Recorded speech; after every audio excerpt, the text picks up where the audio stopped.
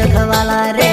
बाप देव खतरी काज पूजे रे, आदिवासी सबसे निराला रे।